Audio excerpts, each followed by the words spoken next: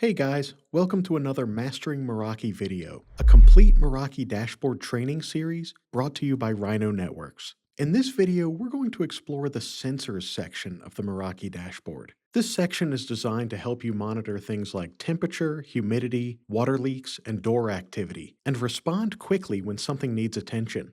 Let's start off with the Sensors Overview page. This page is filled with useful information, everything from alerts to incident resolution. On this page, you will see three sections: alert cards, overview cards, and alert logs.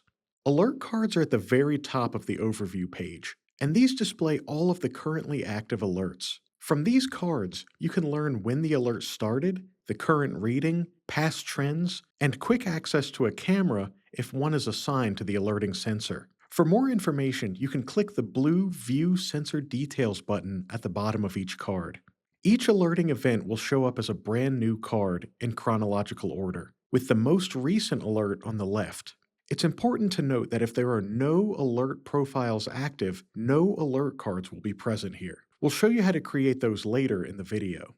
Under the alert cards, we find the overview cards. These cards serve to remind you to configure and maintain the Meraki sensor. The low battery card shows the number of devices that are less than 5% battery life. The tampered card here reports the number of devices that have experienced an event within the past 7 days, such as tampered door sensor, disconnected USB cable, disconnected probe cable, or disconnected water leak cable.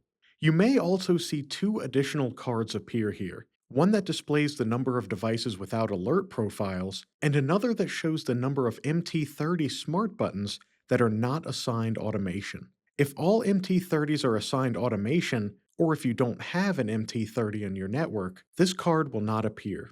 The Alert Log section provides you with insight into past sensor alerting events. If we scroll back to the top, we're going to click on the List tab next. This table displays all of the different MT devices found on your network. It displays all kinds of useful information, such as battery life, latest reading, related MV, and much more. If you click on the gear icon in the top right corner of the table, you can customize or reorder the table columns. The cards at the top of the page show us the number of offline, alerting, online, and dormant MT devices that are connected to our network. If you click on the name of a sensor in this table, it will bring up a lot of useful data on that specific MT device, such as readings, signal strength, location, and if you have an MV camera set up in your network, it will show you a live stream of the camera that you associated with that sensor. You can click these arrows at the top to quickly move through different sensors on your network. Next, let's take a look at the Psychrometric Chart tab.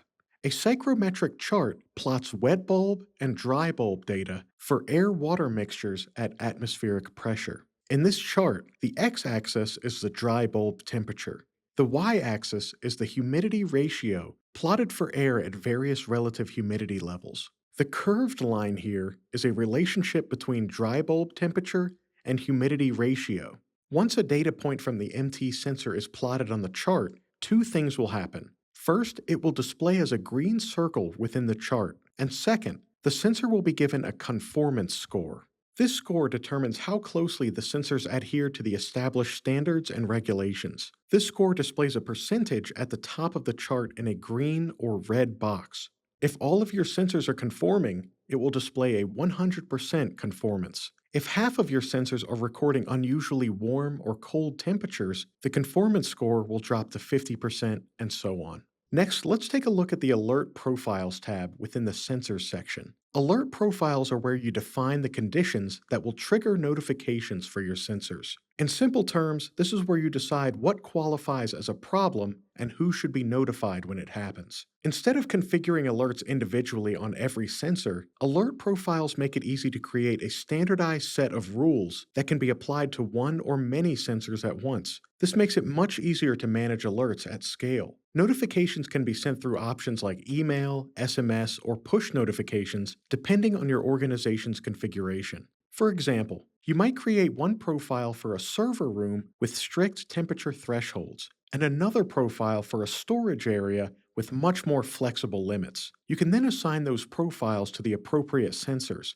This ensures consistency, reduced manual configuration, and helps make sure the right people are alerted at the right time. Moving on, let's check out the Reports page by hovering over Sensors, and under the Monitor section, click Reports. This page provides an at-a-glance view of alerts and sensor states over a selected amount of time. We have two tabs we can choose from here: Energy Usage and Environmental. The Energy Usage tab provides comprehensive monitoring and analytics for your MT40 sensors. The Total Alerts section displays alert data from all MT sensors over time. This section displays which sensors are generating the most alerts, and this section categorizes the alerts by type. Scrolling down, we see the total energy usage metrics, which displays energy consumption data. And under that, just like above, we find the top usage by device graph, along with the top usage by tag to the right. If we scroll back to the top, we're going to look at the Environmental tab now. The summary cards at the top provide an overview of per metric threshold alert counts over the duration of a selected amount of time that we can choose right here. Each card also provides a percentage comparison of alerts from the week prior, highlighted in a green, yellow, or red color to indicate the magnitude of change. Under the cards, there is a combined overview chart that displays alert counts. And scrolling down, we can find a series of charts that display historical statistics against two randomly selected sensors of each type in the network. We have temperature sensors, temperature and humidity sensors, door sensors, and water sensors. Let's scroll back up to the top and select the next tab, which is MQTT Brokers. MQTT stands for Message Queuing Telemetry Transport. It's a lightweight messaging protocol commonly used for IoT devices and sensors. An MQTT broker is essentially a message server. Think of it as a traffic controller in the middle. The Meraki MT sensor sends their data, like temperature, humidity, water detection, or door status, to the broker, and the broker then forwards the data to any external systems that are set up to receive it. This allows sensor data to be integrated into third-party platforms, such as building management systems, monitoring tools, cloud dashboards, or automation workflows. This section is where you configure and manage how your Meraki MT sensors publish their telemetry data to an external MQTT broker. From this page, you can select which configured MQTT broker your sensors will publish to. And below that, you can view the MQTT topics in the table, which show how the sensor data is organized when it's sent out. Topics are essentially labeled channels that external systems subscribe to in order to receive specific data. Next, let's take a look at the Automation tab. This is where you can create rules that trigger actions automatically based on sensor activity. In simple terms, this is where you can tell the system, if X happens, then do Y. For example, you could create an automation that sends a notification if the temperature goes above a certain threshold, or if a water leak is detected. Instead of somebody constantly watching the dashboard, automation allows the system to monitor conditions for you and respond automatically. From this page, you can create new automation rules, define which sensor or sensor groups the rule applies to, set the specific conditions or threshold, and choose what action should happen when that condition is met.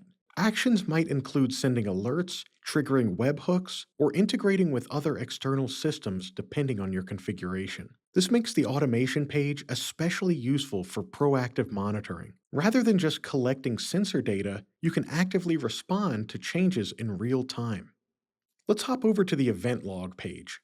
The event log is essentially a historical record of everything that has happened with your sensors. Each entry includes a timestamp and details about the specific sensor involved, which makes it easy to investigate incidents or verify when something occurred.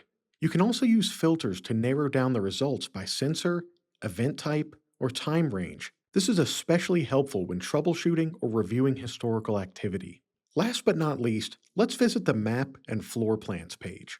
This page allows you to visually place your sensors on a map or building floor plan so you can see exactly where they are physically located. Instead of just viewing a list of sensor names, this gives you geographic and in-building context. You can upload a floor plan of your facility or use a map view, and then drag and drop sensors into their correct locations. This is especially useful for larger environments, like warehouses, offices, or hospitals, where knowing where a sensor is located is just as important as knowing what it's reporting. That is the end of the sensor section. This section of the Meraki dashboard makes it easy to monitor, manage, and respond to what's happening in your physical spaces. Instead of reacting to problems after they occur, you can detect issues early, automate responses, and integrate data into the systems you already use. That level of visibility and control is what makes this section so valuable. Thank you for watching, and we'll see you in the next video.